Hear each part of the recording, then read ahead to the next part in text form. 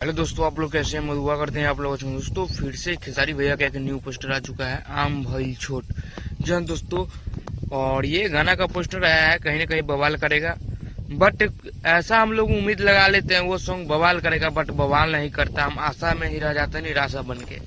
दोस्तों आप लोग को बता दें, कुछ साल पहले आया था, 1-2 साल पहले, आम के सवाद। आम के सवाद गोरी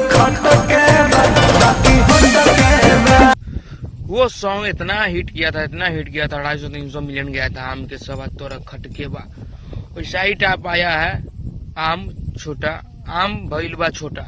इसका टाइटल और ये सॉन्ग को लिखे हैं प्रिंस प्रियदर्शी जी और म्यूजिक दिए हैं प्रियांशु सिंह। और ये सॉन्ग को गाए खेसारी लाल यादव एंड स्लीपी राज। और इसमें जो हीरोइन है नीलम गिरी है। और कहीं ना कहीं हीरोइनी के मुताबिक और प्रियांशु सिंह का म्यूजिक के मुताबिक ये लग रहा है हिट सॉन्ग होगा। इसलिए बताया जा रहा है जो आम के सवाद आया था अगले साल, कुछ साल पहले, उसमें भी प्रियांशु सिंह म्यूजिक दिए थे और काफी गजब हिट हुआ था। उससे उम्मीद लगाए हुए हैं फैन कि ये सॉन्ग आएगा तो कुछ न कुछ अलग लेवल का बजेगा।